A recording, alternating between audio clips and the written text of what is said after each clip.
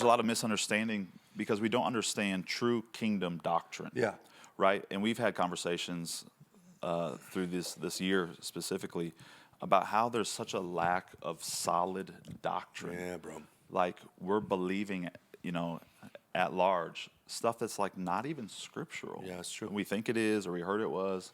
So talk about like some big kingdom doctrine. You have been, but just expound that a little bit on that. Well, I think one of the biggest ideas of the kingdom is to understand that it's the intention of God to get heaven to earth.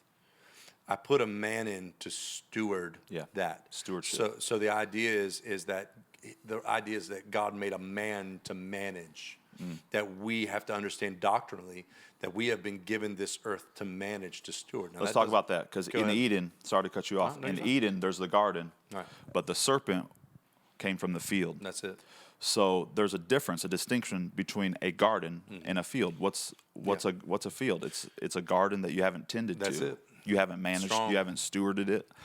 And I think stewardship is a big. I know I asked a question and then just jumped in No, right there, you but go for it. But I think stewardship is lacking Right. in the body of Christ. Yeah. We don't know how to take care of Wow, things, wow. from our finances to our health Yeah. to relationships to our own spirituality Sure. and following. Like we have to know how to steward. Yeah, We're called yeah, to manage, yeah, to absolutely, steward. absolutely. Like, because the point is, it's not ours anyways. No. You're It's right. it's ours to manage. Right. But it's ultimately His. It is. The earth is the Lord's. The earth and the fullness thereof. This body that I'm living is not even mine. That's it. That's why I got to live it as a living sacrifice. Right. And know ye not that ye are a temple? Yeah. And so even our own physical bodies, like to manage, like this is the Lord's. Yep. And people get hung up on money, and there's been abuse with all that. But like when you come into the revelation of like, this is not my money. It's mine to steward, to manage. But That's it. This is the Lord's money. Yep. This is the Lord's church. Yep, He said, absolutely. I'll build my church. Right. And everything is the Lord's, and it's our job to manage it Yeah. and to steward it. Yeah. Stewardship grips nothing and guides everything. Great. The strength of stewardship is that anything that I have been handed, I don't ever grip it. The minute I grip it, I stop the flow of it in my life. So God looks at management in the kingdom as a place by which He guides it. He doesn't grip it. So we have an obligation not to hoard the things of the kingdom, but to release the things of the kingdom into the earth and into the places around us, so that we can be considered good stewards. In fact, the Bible says that God even considering. You're talking about doctrinal points. I want to get this across before we shut this down. One of the big things is, and this is going to be so controversial. This might be the most controversial thing I've said all day long. But please know, right, that earth doesn't respond to heaven. Heaven responds to earth. Heaven is already perfect. Right. Heaven is waiting for the sons of God to be manifest. The whole earth groans waiting for the manifestation of the sons of God. How do you know that? Because the Bible says Jesus rebuked a storm. To rebuke a storm and say that God sent the storm would be Jesus rebuking His own Father. So the idea is God gives us prayer. He gives us dominion and authority. The weight of our words, life and death are in the power of the tongue. Those things are necessary because heaven wants something to respond to. Angelic hosts move on the word of God. And that's not my opinion. That's Bible. By the way, in the kingdom, angelic hosts are not just angels delivering messages. They are the army of God. Right. Every kingdom needs a fortified army to make sure that the will of God is accomplished. Anytime we can't do it, angels are dispatched on the word of God to do what we cannot do. It's the military. So the idea is, though, that God says that every word, right, talking about heaven responding, earth responding, every word that God sends can't return void. It has to come back full of what He sent it to do. So heaven is looking for something to fulfill in God through us. So when we don't understand kingdom, we're literally leaving heaven bored. We're making heaven bored. So, amen. I don't know how deep we want to go into that, but kingdom is everywhere. It's the most powerful construct. It's the greatest government. The more you learn about it, the more you study it, the more you're going to realize that literally this whole book is laced with the kingdom of God. I'm to the point now where I can't pick up my Bible and not see kingdom. Terms like ambassador. I'll do one more, Lord. We always say Jesus is Lord. Yeah. Right? What does that mean? You're right. Yeah. So people go, Jesus is Lord, and they get freaked out. Yeah. And as believers, they go, well, I don't know if I want him as Lord. Because we say things like, if he's not Lord, of all, he's not Lord at all, right? We do these funny things, Yeah. but the truth is, lordship is a kingdom principle. Here's what I know about lordship. Lordship is at first control. It is control. It is relinquishing control. But if you only leave it at control, then you don't know the kingdom. People pay rent to what? A landlord. Here's the beauty of landlord is whenever I was renting, before I bought a house, anything that broke, I didn't fix it. Right. The landlord fixed it. Right. Because being the Lord of anything is not that I just have control of it. It's also that I have to care intently Right. about it. The beauty of the kingdom is when Jesus becomes Lord of your life, he just doesn't have control of you.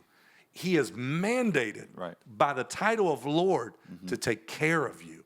That changes everything about lordship. And so this understanding of the kingdom, those revelations, those doctrinal things that you asked me Yeah. about, all those things will make a significant difference. Yeah. Because the kingdom works off of principles and not feelings. Those principles, when enacted, the keys and commands of God's word, kingdom of heaven, when we get into the earth, it's Yeah. unstoppable. So what are some like real handles, some application for like, just anyone who's watching of like how do I come into better understanding? Yep. How do I walk this out Yep. better? Like what can we do as Christians to not just be a Christian title alone, but sure. to actually like begin to walk out some of these principles Yeah. in our lives? Yeah, identity, first and foremost. Who am I? What has God given me?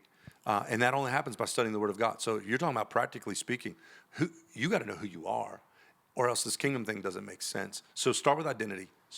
Move then into what God has given you, what is in your hands, Yeah. right? So you're going to have to probably do some outside reading. Guys like Dr. Miles Monroe, who's gone on to be with the Lord, one of the most prolific thinkers on the kingdom, Right. writers of the kingdom. Yeah. Read some of these books to get a handle on that. Ron Carpenter. Bishop Tony Miller. Yeah. These guys are incredible men of God. They've written things, they've preached things, but on a spiritual side, you got to know identity, right? Then you got to move into what you've been given, and then you got to use it, Yeah. right? So people say he's given us what, the keys? Yeah. What's the scripture say? Give us the keys to the kingdom. Yep. Man, people use that and they like, that sounds amazing. Yeah. What does that mean? Right. Right? Like, how does that apply to our lives? Until you understand that God's keys are in God's commands. To unlock anything fresh in the kingdom, it comes through obeying the commands of God. I would tell you that if you want to start unlocking the kingdom in a very practical way, go through Scripture and find out every command. Thus says the Lord, do this, be that, have this. When you start to take the commands of God and really apply them to your, those commands will start to morph Right. into the keys of the kingdom Yep. to a door that unlocks. Watch this. On the other side of on the other side of obedience, normally a blessing of Yep. God, the Yep. kingdom of God. Yeah. And the Bible says this is how you can show that you love me. This is how I know that you love me, that you obey That's my it. commands. That's it. And so this has been like the heart of God. Yep. Really, and we talked about this in a previous segment, but really a lot of it comes back, Josh, to obedience. Yep. Like, and we're not the greatest. No. Humanity is not the greatest at submitting Yeah. and saying, you know what, God, Yeah. I don't really want to do that. Sure. But I'm gonna take you at your Absolutely. word, and I'm gonna do it. And it takes a real level of spiritual maturity to not live on feelings, It's good. to not live on what I prefer, my preferences, my proclivities, but to say I'm going to lay it all down. Yep. And there has to be, and we're passionate about it, right? There has to be this moment of not self-righteousness, but like the Bible says, pick up your cross Right. and follow me. That's it. To live a life submitted to the King So of strong. Kings. So strong. Not submitted to like Jesus, just the Savior. Yeah. And I'm a Christian and it's cool and it's trendy and I identify as a believer. That's great. But like submitting your life, giving your whole life, throwing your whole That's it, life man. at this thing called the gospel of the kingdom. Yeah. And it's not just about what we do on Sunday mornings. It's not about attending church exclusively. It's not even about just reading your Bible or listening to worship music. It is the posture of your life at all times. good. That there's not a place I can go, there's not a thing I can say, there's not a conversation I can have where I am not a citizen of the kingdom. Yeah. Influencing the earth. Yes, it follows me everywhere I go. Yep. It's not, I think we view Christianity as like a switch, Right. turn on, turn off, Right. time to go to church, But it's like I'm a kingdom kid. I'm a citizen. I'm an ambassador at all times. At all times. At all times. Yeah, and knowing that the consequence, the change in the kingdom is as easy as obedience. That's so good. Change is literally as easy as obedience. If I want to change anything in the earth, if I will simply obey, all of heaven gets behind the king and the kingdom. Yeah. So if I want the support of heaven when I pray for the sick, I have to be able to be obedient when the Holy Spirit says, pray. And by the way, the role of the Holy Spirit is not some abstract third person of the Trinity. The role of the Holy Spirit is to be the governor of the kingdom. And I know we're going long. I know this segment's long. We might have to break it up. Yeah, Who knows? yeah. But please know, the Holy Spirit is not just some entity.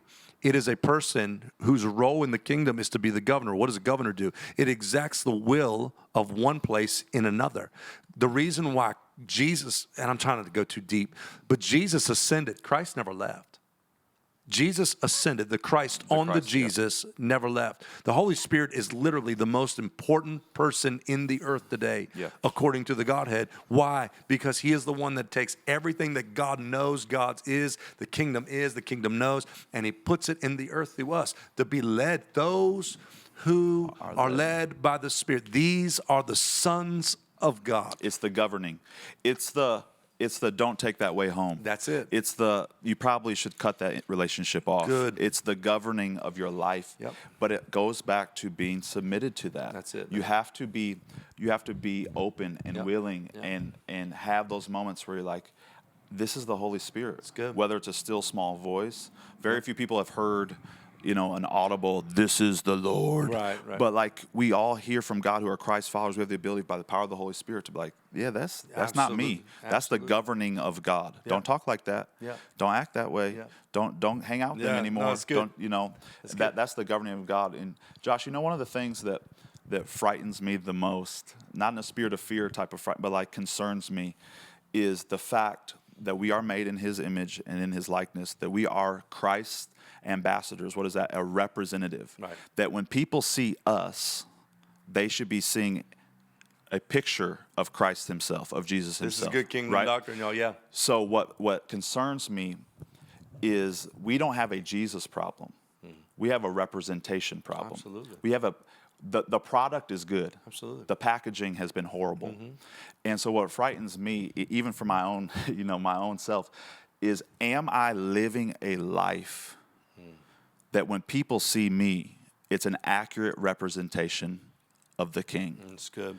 Because that is my job. Yeah. So when they get me, do they get love? Right. Do they get grace? Yeah. Do they get truth? Do they get humility? Right. Do they get the fruit of the Spirit? Absolutely. Like, do they get hypocrisy? And That's we good. go down that list. But like that is our role, to be Christ's representatives. That's that it. they see us Yep. and they're like, that's a picture of Jesus. Yeah, that's why I said one of the main things of kingdom is kingdom doctrine is to understand identity. Yeah. Because the earth was without form and void and darkness on the face of the deep. Look at how out of order, how mixed up, how unclear the earth is. God fixes the earth, Yep. creates the man, and what's the enemy's first assignment?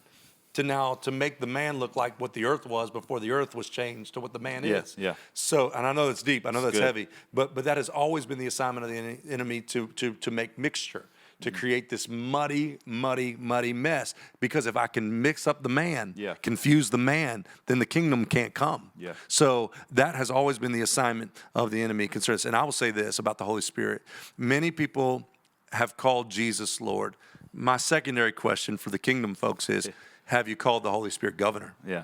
Have you made him governor? We make Jesus Lord, but have we made Holy Spirit that's great. governor? So That's great. there's so much more. Literally the scripture says to the kingdom there's no end. So this conversation can have no end. So But for the next 52 hours, we're going to just be. So just grab them. You're going to be. We're going to be here for the next 36 hours. Yeah. And no, it's going to be good. But I think Tyler, this could be one of many conversations. You need to stay tuned in to all these conversations we're having. And I really feel like we're in something, man. Yeah. Let's come back and talk about the kingdom more and more. See you soon.